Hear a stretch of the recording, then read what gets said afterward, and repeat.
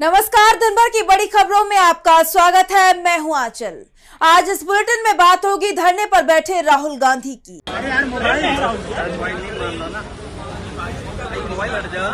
राहुल गांधी के छात्रों की गूंज कार्यक्रम की। We're doing this program in Pune. You must have heard about it. छात्रों की गूंज प्रोग्राम only for women. देखेंगे कैसे सीजेपी और बीजेपी में छिड़ गई आर पार की जंग। आज पूरे देश ने भाजपा की गुंडागर्दी लाइव देखी है। E20 पर कैसे घिरी मोदी सरकार, जानेंगे वंदे मातरम पर बीजेपी की राजनीति का कैसे हुआ पर्दाफाश, और बुलेटिन के आखिर में देखेंगे जाने माने कार्टूनिस्ट इरफान की किस खबर पर पड़ी तिरछी नजर।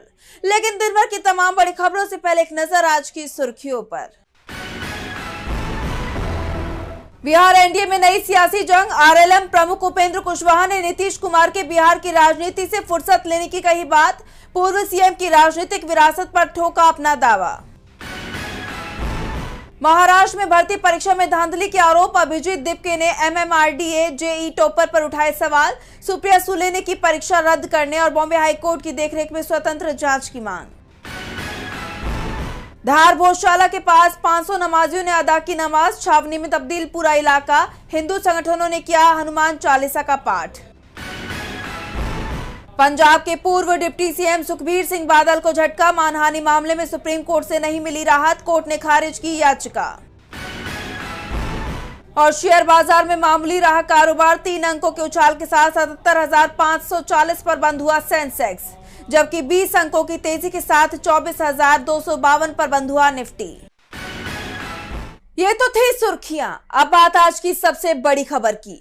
लोकसभा में नेता विपक्ष राहुल गांधी ने एक बार फिर मोदी सरकार के खिलाफ मोर्चा खोल दिया है। छात्रों पर पैलेट गन के इस्तेमाल को लेकर राहुल गांधी धरने पर बैठ गए। दरअसल राहुल गांधी पैलेट गन से पीड़ित की एफआईआर दर्ज कराने संसद मार्ग थाने पहुंचे, लेकिन जब केस दर्ज नहीं किया गया तो राहुल भी अड़ गए। उन्होंने साफ कर दिया कि जब तक एफआईआर नहीं होगी धरना खत्म नहीं होगा। उनके इस प्रदर्शन ने बीजेपी की धड़कनें बढ़ा दी हैं। तो क्या है ये पूरी खबर, जानने के लिए देखिए ये रिपोर्ट। जंतर मंतर पर युवाओं के प्रोटेस्ट में हुए लाठीचार्ज को 1 महीना पूरा होते ही राजधानी दिल्ली में एक बार फिर मोदी सरकार के खिलाफ मोर्चा खुल गया। इस बार लोकसभा में नेता विपक्ष राहुल गांधी धरने पर बैठे और गृह मंत्री अमित शाह के इस्तीफे की मांग तेज कर दी। इस मांग के साथ वो संसद मार्ग थाने के बाहर धरने पर बैठ गए। उनके साथ पैलेट गन से पीड़ित साहिल लोचब भी पहुंचे। साथ ही प्रियंका गांधी, अधीर रंजन चौधरी, सलमान खुर्शीद और जयराम रमेश भी मौके पर मौजूद रहे। इस दौरान थाने के बाहर गृह मंत्री के इस्तीफे की मांग गूंजती सुनाई दी। अमित शाह इस्तीफा दो, इस्तीफा तुमको देना होगा। अमित शाह की पुलिस पुलिसिया पर बर्तन। दरअसल राहुल गांधी लगातार प्रदर्शनकारी युवाओं की आवाज उठा रहे हैं। 20 जुलाई को जिस तरह पुलिस ने लाठी डंडों, आंसू गैस के गोलों से यहां तक कि पैलेट गन का इस्तेमाल कर प्रदर्शनकारी युवाओं को संसद कूच करने से रोकने की कोशिश की, उसे लेकर अब पुलिस ही नहीं बल्कि मोदी सरकार भी कटघरे में आ गई है। राहुल साहिल की एफआईआर दर्ज कराने संसद मार्ग थाने पहुंचे थे और वो वहीं धरने पर बैठ गए। उन्होंने आरोप लगाया 20 जुलाई के प्रदर्शन में साहिल पैलेट गन से घायल हुए। 14 अगस्त को उन्होंने दिल्ली पुलिस को लिखित शिकायत दी थी, लेकिन उन्हें शिकायत की कॉपी ही नहीं मिली। 17 अगस्त को ईमेल और फोन से भी शिकायत पर कार्रवाई की मांग की गई, लेकिन कुछ नहीं हुआ। साहिल ने बताया कि कनॉट प्लेस के पास पैलेट गन से हमले के बाद मुझे लेडी हार्डिंग हॉस्पिटल में भर्ती कराया गया और वहां से एम्स रेफर कर दिया गया, जहां मेरी 2 सर्जरी हुई। सर्जरी के बाद भी मुझे आंख से साफ दिखाई नहीं दे रहा है। साहिल की मां ने बताया कि हमारी एफआईआर कहीं लिखी ही नहीं गई। पुलिस कह रही है कि पैलेट गन चली ही नहीं। अगर ऐसा है तो मेरे बेटे के शरीर में छर्रे कहां से आए? राहुल गांधी ने मीडिया के सामने एक बार फिर साहिल के जख्म दिखाते हुए पैलेट्स का इस्तेमाल होने के सबूत भी पेश किए। उन्होंने कहा 20 जुलाई को पैलेट गन का प्रयोग हुआ, उसका सबूत क्या है? सबूत ये है, देखिए ये है पैलेट्स, देख लीजिए इनको अच्छी तरह देख लीजिए। ये देखिए ये है पैलेट्स। ये कहाँ से आए? ये इनके शरीर से आए, दिखाओ। ये इनके यहाँ लगे छर्रे, 200 छर्रे इनके शरीर के अंदर है। 3 छर्रे इनके आंख में है। वो फाइटिंग की रिपोर्ट जिसमें साफ लिखा है कि इनको एम्स की एरी जिसमें साफ लिखा है कि इनके शरीर में राहुल गांधी ने मेडिकल रिपोर्ट्स के आधार पर बताया कि साहिल की आंख की रोशनी चली गई है, उसके दिल के पास भी छर्रे हैं जिन्हें निकाला ही नहीं जा सकता। उन्होंने कहा कि दिल्ली पुलिस ने हमें बताया कि उन्हें ऊपर से एफआईआर दर्ज न करने के आदेश हैं, लेकिन जब तक एफआईआर दर्ज नहीं होती हम यहाँ से नहीं हटने वाले। हम बस इस परिवार के लिए न्याय चाहते हैं। और जिस तरह से राहुल गांधी ने मोदी सरकार और दिल्ली पुलिस के खिलाफ आर पार की लड़ाई छेड़ दी, उसके बाद मोदी सरकार को झुकना ही पड़ा। आखिरकार पुलिस ने एफआईआर दर्ज कर ली, जिसे राहुल गांधी और युवाओं की बड़ी जीत के रूप में देखा जा रहा है। कांग्रेस सांसद राहुल गांधी लगातार छात्रों के हक में आवाज उठा रहे हैं, छात्रों की गूंज कार्यक्रम कर रहे हैं और अब राहुल गांधी महाराष्ट्र के पुणे में ये कार्यक्रम करने जा रहे हैं, जिसके लिए कांग्रेस पार्टी की तरफ से तैयारियां पूरी कर ली गई हैं। कार्यक्रम से पहले राहुल गांधी ने छात्रों से जुड़ने के लिए एक अनोखा रास्ता अपनाया है। तो क्या है ये पूरी खबर, जानेंगे इस रिपोर्ट में। 22 अगस्त को कांग्रेस सांसद राहुल गांधी महाराष्ट्र के पुणे में छात्रों की गूंज कार्यक्रम करने वाले हैं, जिसकी तैयारी पूरी की जा चुकी है। वहीं इस बार का ये छात्रों की गूंज कार्यक्रम बेहद अलग होने वाला है। ये पूरी तरह से लड़कियों पर बेस्ड होगा। कार्यक्रम के दौरान राहुल गांधी का फोकस लड़कियों से जुड़ी समस्याओं पर रहने वाला है और इसके लिए वो महिलाओं के विचार, उनकी परेशानियां जानने और समझने की कोशिश कर रहे हैं। इसी सिलसिले में अब राहुल गांधी ने एक्स पर पोस्ट किया कि एक भारतीय महिला होने का क्या मतलब है। मैं जानना चाहता हूं कि आप क्या महसूस करती हैं। समाज की नहीं, परिवार की नहीं, आपकी अपनी आवाज क्या कहती है। आपके संघर्ष, आपकी रुकावटें, आपका नजरिया और आपके सपने, आपकी कहानी क्या है। सबसे जवाब की उम्मीद कर रहा हूं। कांग्रेस सांसद की इस अपील पर कई लड़कियों ने सवाल का जवाब भी दिया है, जिसे पढ़कर सुनाते हुए राहुल गांधी ने एक वीडियो जारी किया है। बचपन से याद दिलाना कि तुम्हें किसी और के घर जाना ही होगा और उसी हिसाब से हमें पालना।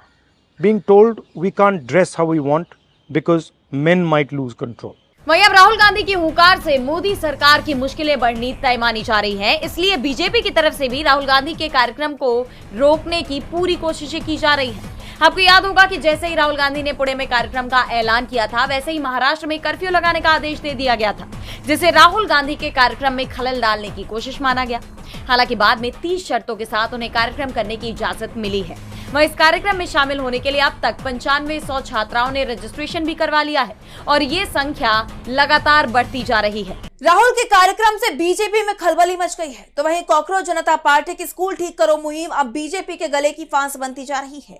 कहा जा रहा है कि बीजेपी इस अभियान को रोकने के लिए तमाम सियासी हथकंडे अपना रही है और इन्हीं में से एक आज देखने को भी मिला, जिससे अब सीजेपी और बीजेपी में आर पार की लड़ाई छिड़ गई है। देखिए रिपोर्ट। राजस्थान में सरकारी स्कूलों की बदहाल व्यवस्था को लेकर शुरू हुई कॉकरोच जनता पार्टी की स्कूल ठीक करो मुहिम अब राज्य का सियासी पारा हाई कर रही है, क्योंकि आरोप लगाए जा रहे हैं कि बीजेपी इस अभियान को चलने नहीं देना चाहती। और इसका ताजा उदाहरण आज यानी 21 अगस्त को देखने को मिला, जब जयपुर के बगरू इलाके में रामपुरा कन्वरपुरा गाँव में सरकारी स्कूल को लेकर जबरदस्त हंगामा हो गया।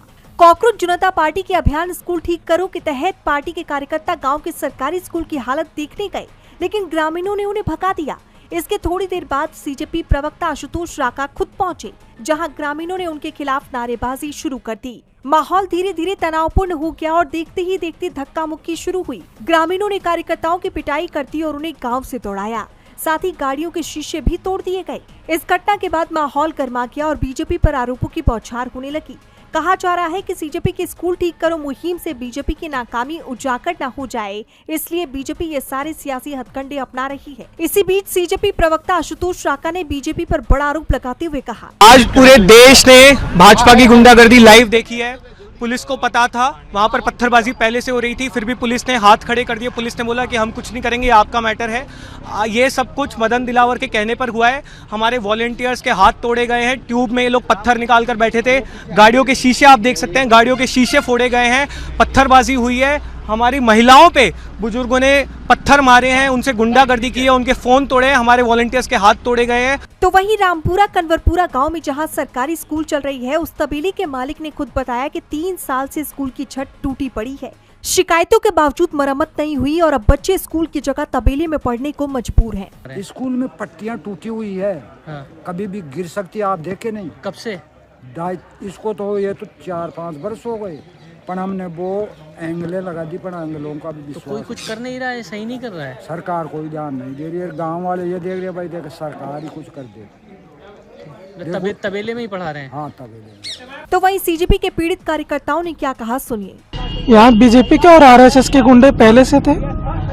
उन्होंने लाठियों से मारा है, धक्का देकर के मारा है, पत्थरों से मारा है और मेरे साथ में धक्का देकर के गिरा, लाठियों से मारा, जिससे ये हाथ गया और ये इधर लगी। दर्द बहुत ज्यादा हो रहा है। क्या बोल रहे हैं, किस चीज का विरोध करा?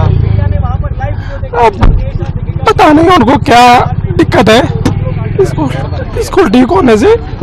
सीजेपी पर हुए इस हमले को लेकर अब सियासत भी गर्मा गई है। इसी कड़ी में राजस्थान विधानसभा में नेता प्रतिपक्ष टीकाराम जूली ने बीजेपी पर भड़कते हुए क्या कहा, सुनिए। ये गलत है, मैं इसकी निंदा करता हूँ। ये हिंसा नहीं होनी चाहिए, स्कूलों की स्थिति बाहर आनी चाहिए। ये लोग गलत कर रहे हैं। इस प्रकार से हिंसा का हिंदुस्तान के अंदर कोई जगह नहीं है। अहिंसात्मक तरीके से जो भी काम करता है, बात रखता है, रखनी चाहिए। स्कूलों की हालत खराब है और उसको छुपाना चाहते हैं, ढकना चाहते हैं, अपने पापों को ढक नहीं पाएंगे। यानी देखा जाए तो सीजेपी का डर अभी तक बीजेपी में कायम है। देश में शिक्षा व्यवस्था में गड़बड़ियों का मुद्दा खत्म नहीं हुआ है। इस बीच राजनीतिक गलियों में E20 पेट्रोल को लेकर विवाद बढ़ता जा रहा है। विपक्ष शुरू से ही E20 पेट्रोल को लेकर केंद्र सरकार पर निशाना साध रहा है। इस बीच चीनी महंगी हो गई है, जिससे केंद्र और विपक्ष के बीच बहस तेज हो गई है। कांग्रेस ने सरकार पर बड़ा आरोप लगाया है, जिससे इस मुद्दे पर सरकार बुरी तरह से घिर गई है। तो क्या है ये पूरी खबर, जानने के लिए देखिए ये रिपोर्ट। E20 पेट्रोल देश भर में चर्चा का विषय बना हुआ है। लोग दावा कर रहे हैं कि इसके इस्तेमाल से गाड़ी के इंजन में खराबी आई है। विपक्ष E20 पेट्रोल को लेकर मोदी सरकार को घेरने का कोई मौका नहीं छोड़ रहा है। इस बीच चीनी के दाम बढ़ने को लेकर सरकार विपक्ष के निशाने पर आ गई है। सरकार का कहना है कि इससे आम जनता को कोई फर्क नहीं पड़ता, क्योंकि जनता तो पहले से ही डायबिटीज से परेशान है। ये बेतुका बयान बिहार सरकार में मंत्री श्रवण कुमार का है। बिहार के ग्रामीण विकास मंत्री श्रवण कुमार ने कहा है, ऐसे भी चीनी लोग कम खा रहे हैं। लोग सबको तो आजकल बीमारी हो गया, मिठाई उठाई कम खाते हैं। आजकल तो सब डायबिटीज के शिकार हो रहे हैं। तो मैं समझता हूँ कि चीनी के दाम के बढ़ोतरी से कोई फर्क पड़ने वाला नहीं। जेडीयू नेता के बयान पर विपक्ष भड़क उठा है। इसी कड़ी में कांग्रेस नेता पवन खेड़ा ने एक्स पर पोस्ट किया कि डायबिटीज मुक्त भारत की तरफ मोदी सरकार की पहली पहल। बिहार के इन मंत्री महोदय के मुताबिक सरकार ने चीनी इतनी महंगी कर दी कि लोग खरीद ही न पाए। तो वहीं कांग्रेस नेता जयराम रमेश ने कहा है कि मोदी सरकार की अदूरदर्शी और जनविरोधी E20 नीति की वजह से एक तरफ महंगाई बढ़ती जा रही है, तो दूसरी तरफ वाहन मालिक कम माइलेज और खराब होते वाहनों के रूप में मार झेलने पर मजबूर हैं। इसका खामियाजा जनता सड़क पर और रसोई में दोनों तरफ से भुगत रही है। स्वाभाविक था कि गन्ने और अनाज से एथेनॉल बनाकर 20% पेट्रोल में जब मिलाया जाएगा तो एक तरफ गन्ने और अनाज से पैदा होने वाली चीजों की कमी होगी, वहीं गाड़ियां जो 20% एथेनॉल के लिए तैयार नहीं होंगी, उनके खराब होने का खतरा रहेगा। बिना समुचित परीक्षण की गाड़ियों में माइलेज कम होगा। जयराम रमेश आगे कहते हैं कि राहुल गांधी लगातार E20 के नाम पर हो रहे भ्रष्टाचार को प्रमुखता से उठा रही हैं। अहंकारी मोदी सरकार के गलत फैसलों के कारण जनता महंगे खाने और महंगे सफर दोनों की कीमत चुका रही है। हमारी मांग है कि E20 नीति की तत्काल समीक्षा होनी चाहिए। तो वहीं आम आदमी पार्टी के संयोजक अरविंद केजरीवाल ने मोदी सरकार को अनपढ़ बता दिया। ऐसे में सरकार की नीति और नियत दोनों ही सवालों के घेरे में है। E20 को लेकर मचा बवाल तेज होता जा रहा है, तो वंदे मातरम को लेकर बहस गरमाई हुई है। कांग्रेस ने साफ कह दिया है कि वंदे मातरम के 2 ही छंद गाए जाएंगे, जैसा कि रविंद्रनाथ टैगोर ने भी कहा था। लेकिन बीजेपी ने मोर्चा खोल दिया और अब उसके सारे दाव पेच फेल होते दिखाई दे रहे हैं, क्योंकि विपक्ष ने बीजेपी के नैरेटिव को ही फेल कर दिया है। इस बार मायावती भी कांग्रेस के साथ नजर आ रही है। तो क्या है ये पूरी खबर, जानेंगे इस रिपोर्ट में। वंदे मातरम के गायन को लेकर जमकर सियासी बयानबाजी देखी जा रही है। राष्ट्रगीत को लेकर कांग्रेस ने CWC बैठक में ऐलान किया है कि वो इसके 2 ही छंद गाएगी, जिसका समर्थन रविंद्रनाथ टैगोर ने भी किया था। लेकिन बीजेपी इस पर कांग्रेस को घेरने की कोशिशों में जुट गई, मगर उसका ये कदम उस पर ही बैकफायर करता नजर आ रहा है। राज्यसभा सांसद कपिल सिब्बल ने वंदे मातरम पर पीएम मोदी को ही घेर लिया है। उन्होंने सीधा पूछा कि क्या नरेंद्र मोदी ने गुजरात के मुख्यमंत्री और अटल बिहारी वाजपेयी ने प्रधानमंत्री रहते हुए पूरा वंदे मातरम गाया था। कपिल सिब्बल ने एक्स पर पोस्ट किया कि वंदे मातरम के सिर्फ 2 स्टैंजा गाने के CWC के फैसले पर अमित शाह का बयान, इसे राष्ट्र विरोधी बताया। मेरा सवाल, क्या बीजेपी ने 1950 से किसी भी निजी या सरकारी कार्यक्रम में इसके सभी पद गाए हैं? क्या गुजरात के सीएम रहते हुए मोदी जी ने ऐसा किया? क्या पीएम वाजपेयी ने ऐसा किया? तो क्या तब आप राष्ट्र विरोधी थे? आपकी वोट बैंक की राजनीति का पर्दाफाश।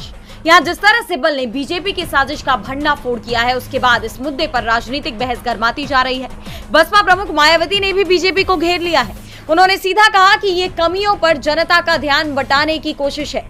मायावती ने एक्स पर पोस्ट किया कि देश में वंदे मातरम गायन को पूरा गाना है या शुरू के 2 छंद 2 पैरा गाना है या नहीं गाना है। इसे लेकर जो इस समय देश में राजनीति चल रही है, ये ठीक नहीं है। सत्ता परिवर्तन के दौरान सभी पार्टियां अपने राजनीतिक स्वार्थ या फायदे के हिसाब से या फिर अपनी कमियों पर से जनता का ध्यान बांटने के लिए ये सब करती रहती है, जबकि इस वक्त देश और जनहित के मुद्दों पर खासकर बेरोजगार युवाओं, छात्र छात्राओं, जेनजी, स्कूली बच्चे बच्चियों और इस समय देश के कुछ भागों में भयंकर आई बाढ़ से हो रही जान माल की हानि और भी अति महत्वपूर्ण मुद्दों पर सभी सरकारों को ध्यान देना चाहिए। तो साफ है कि मायावती भी विपक्ष के साथ आकर सरकार को जनहित के मुद्दों पर फोकस करने की सलाह दे रही है। ऐसे में अब देखना यह होगा कि बीजेपी कब तक इस मुद्दे को भुनाने की कोशिश करती है। वंदे मातरम को लेकर बयानबाजी तेज हो गई है तो राम मंदिर में चढ़ावा चोरी का मामला शांत होने का नाम नहीं ले रहा। अयोध्या में चढ़ावा चोरी में कथित गड़बड़ी की जांच कर रही एसआईटी से राम जन्मभूमि तीर्थ क्षेत्र ट्रस्ट के पूर्व महासचिव चंपत राय को क्लीन चिट मिल गई, जिसके बाद उन्होंने एक 9 पेज का खत लिखा है जिसमें उन्होंने बड़ा खुलासा किया है और इससे कई बड़े सवाल खड़े हो गए हैं। तो क्या है ये पूरा मामला, जानेंगे इस रिपोर्ट में। अयोध्या में राम मंदिर चढ़ावा चोरी को लेकर विवाद बढ़ता जा रहा है। एसआईटी ने जन्मभूमि तीर्थ क्षेत्र ट्रस्ट के पूर्व महासचिव चंपत राय को क्लीन चिट दे दी है। इस बीच चंपत राय की 9 पेज की चिट्ठी सामने आई। इसमें उन्होंने मंदिर निर्माण समिति के अध्यक्ष नृपेंद्र मिश्र की भूमिका को लेकर कई दावे किए हैं। चंपत राय ने अपने इस पत्र में बताया कि निर्माण समिति से जुड़े सभी कामों की जिम्मेदारी मिश्र के पास थी और हर एक फैसला उन्हीं की तरफ से लिया जाता था। पत्र में आगे कहा गया है, एनबीसीसी के एक पूर्व चेयरमैन हमेशा नृपेंद्र मिश्रा के साथ मंदिर निर्माण समिति की बैठकों में जाते थे। ये बैठकें हर महीने होती थी और कुछ समय तक हर 2 हफ्ते में एक बार होती थी। हर फैसला इसी समिति की तरफ से लिया जाता था। समिति की मंजूरी के बिना एक भी फैसला नहीं लिया जाता था। अगर कोई फैसला लिया भी जाता तो उसे स्वीकार नहीं किया जाता।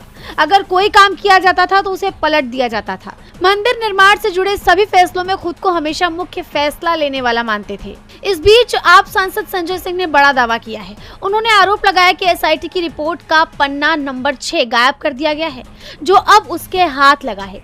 संजय सिंह ने इस पन्ने को सार्वजनिक करते हुए पूर्व एसआईटी रिपोर्ट की जांच और मौजूदा कार्रवाई पर सवाल उठाए हैं। उन्होंने दावा किया है कि रिपोर्ट में कहा गया कि अनिल मिश्रा ने बैंक के साथ तय नियमों को शिथिल किया, जिससे मंदिर में चोरी और गबन की परिस्थितियां पैदा हुई। उन्होंने सवाल उठाया कि जब रिपोर्ट में सभी संबंधित पदाधिकारियों को जिम्मेदार ठहराया गया है तो चंपत राय और अनिल मिश्रा को क्लीन चिट कैसे दी जा सकती है। राम मंदिर निर्माण मामले में नृपेंद्र मिश्रा पर कई सवाल उठ रहे हैं तो सवालों में चुनाव आयोग भी बना हुआ है। टीएमसी के पूर्व सांसद साकेत गोखले ने आरोप लगाया है कि निर्वाचन आयोग ने सीईसी ज्ञानेश कुमार की आधिकारिक यात्राओं और उन पर सार्वजनिक कोष से किए गए खर्च का विवरण देने से साफ इनकार कर दिया है, जिससे चुनाव आयुक्त तो घिर गए हैं। तो क्या है ये पूरा मामला, जानने के लिए देखिए ये रिपोर्ट। चुनाव आयोग एक बार फिर विपक्ष के निशाने पर है और इस बार सवाल चुनावी प्रक्रिया नहीं बल्कि मुख्य चुनाव आयुक्त ज्ञानेश कुमार की आधिकारिक यात्राओं और उन पर हुए सार्वजनिक खर्च को लेकर है। दरअसल टीएमसी के पूर्व सांसद साकेत गोखले ने चुनाव आयुक्त से ज्ञानेश कुमार की सभी आधिकारिक यात्राओं और उन पर खर्च किए गए सार्वजनिक धन का विवरण मांगा था, लेकिन आयोग ने ये जानकारी देने से इनकार करते हुए इसे निजी जानकारी बताया। इसके बाद सियासी विवाद खड़ा हो गया। साकेत गोखले ने एक्स पर पोस्ट किया, जब किसी अधिकारी की आधिकारिक यात्रा पर जनता का पैसा खर्च होता है तो उस खर्च का विवरण निजी जानकारी कैसे हो सकता है। जब प्रधानमंत्री की विदेश यात्राओं पर हुए खर्च का विवरण संसद के सामने आ चुका है तो मुख्य चुनाव आयुक्त की आधिकारिक यात्राओं के खर्च को सार्वजनिक करने में आपत्ति क्यों है। ज्ञानेश कुमार की यात्राओं पर किस तरह का सार्वजनिक धन खर्च हुआ है कि चुनाव आयोग इसे सार्वजनिक करने से डर रहा है। जब से मोदी शाह ने ज्ञानेश कुमार को मुख्य चुनाव आयुक्त नियुक्त किया है, चुनाव आयोग एक काला गड्ढा बन गया है। एक संवैधानिक संस्था को मोदी, शाह और ज्ञानेश कुमार की निजी जागीर की तरह चलाया जा रहा है, चाहे वो विशेष सूचना हो या सार्वजनिक धन का खर्च। चुनाव आयोग की जवाबदेही और पारदर्शिता शून्य है। अब सबकी नजर इस बात पर है कि चुनाव आयोग इस पूरे विवाद पर क्या सफाई देता है। और बुलेटिन के आखिर में देखेंगे जाने माने कार्टूनिस्ट इरफान की किस खबर पर पड़ी तिरछी नजर।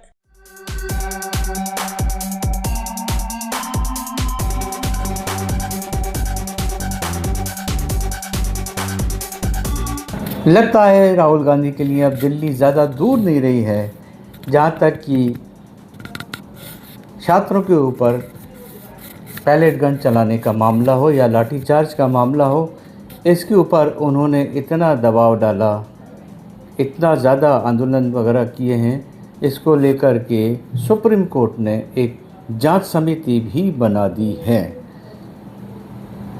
एक तरफ तो जांच समिति जैसे ही बनी उसके बाद ही उन्होंने आज थाने के अंदर धरना भी दे दिया, वहाँ प्रदर्शन किया और ये कहा कि इसके ऊपर FIR दर्ज की जाए और ये वो चाहते हैं कि नाम बताया जाए आखिर के पैलेट गन चलाने के लिए आखिर किसने आदेश दिए थे और समिति में कौन लोग हैं। अब देखना यह है कि इस मामले में आगे क्या होगा, आखिर पैलेट गन चलाने वाले का नाम क्या जांच के बाद में सामने आ पाएगा। आखिर लड़ाई तो उसी बात की है।